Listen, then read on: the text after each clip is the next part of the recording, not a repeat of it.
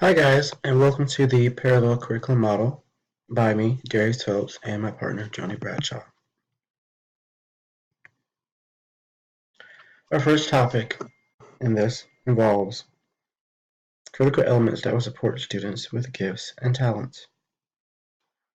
With this particular model, students are given a choice, and we feel like that is a major, crucial part of appealing to gifted learners, and it shows that there isn't just one specific type of gifted learner. Every single child learns differently and has a variety of interests.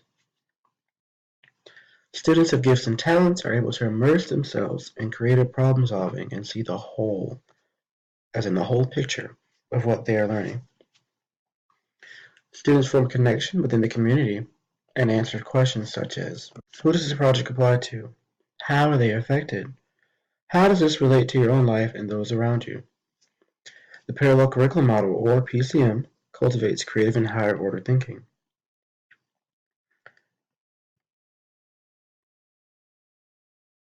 Level and subject area.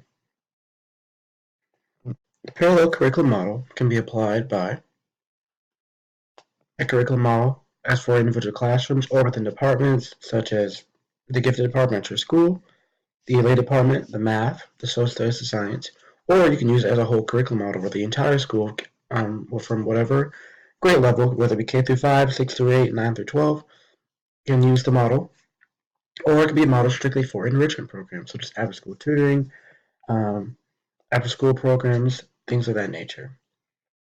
When it comes to level and subject area, that is completely up to the school and classroom teacher and how they see, how they feel that it fits or applies to their students. With gifted learners, they can all be on different levels, so there has to be flexibility to be able to cater to their interests and talents.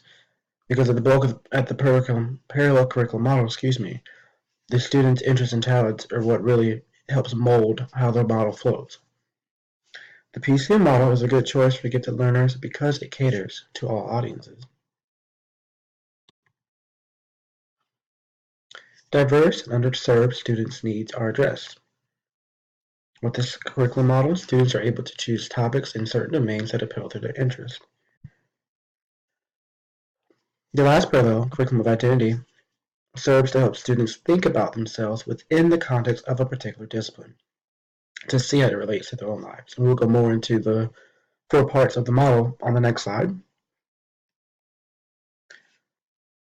Diverse underserved students are able to connect knowledge from concepts they have previously learned and background knowledge into parallel of connection. So they're using their background knowledge to build upon what is they're learning as this new curriculum model is implemented. The background knowledge that they possess is unique to both their culture and their experiences. By stimulating their interest and able to tie this into the curriculum, we're able to help them adapt into different things that are sparked by their interests, where they can see people that look like them and hear people that look like them that sound the same, so they can make that one-on-one connection within their lives. Now, the parallel curriculum model is broken down into 4 concepts. Core. The question is, what are the concepts and principles of a discipline? Number 2, connections. How do they help make connections in and among what I learn? Practice. How do experts use them? Identity. How can they teach me about myself? Now, when it comes to the PCM, it's basically a method for organizing your lesson plans. And it's broken down to the 4 concepts I just mentioned: core, connections, practice, and identity. Now, when it comes to the core, this is where mainly the teacher addresses the core principles and skills that are necessary to use in this model.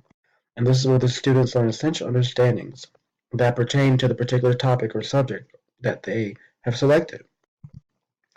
Now that ties into the connection that builds upon the core, because every one of these 4 steps build upon each other. Connection is a part of the plan where the teachers and the students connect over overarching concepts, principles, and skills. This is to aid the student understanding of multiple concepts, content, and principles as they relate to all the other areas. Practice is where the students really get hands-on. This is where the students have the opportunity to practice what they have learned and apply that knowledge to stimulate and generate questions to be able to draw conclusions that will aid the students to act as the problem solver, the creator, the researcher in their particular field of study. And the last piece is identity. This is where the students have the opportunity to reflect upon the relationship between skills and ideas in a discipline and in their own lives, personal growth, and development. And as a teacher, you can use these activities we have listed on the slide. And basically, the questions I went over a few minutes ago are the questions you want to ask when designing lessons for students using the PCM model. And as you heard, especially with identity, the main piece of that is reflection. And with that, some activities that will really stimulate the reflection and the critical thinking aspect of this model, you can use things like journal prompts, interest and choice stations, classroom questions, utilizing compare and contrast, and writing perceptive letters. These are all good ways to be able to stimulate the reflection piece of this model. Now, when it comes back to working with gifted students, we have to remember that using this model also gives teachers the flexibility to achieve multiple purposes. So you can, have each student working on a different purpose or different interest based off of what it is that they want. And this model allows flexibility to address the needs and interests of learners. So when tying that back into the reflection piece and activities, you have to always remember that the students need to be at the forefront. And by using this model, one thing I want to add is that it allows students to assume leadership role in conducting their own research, which is also going to be a key part of that reflection piece.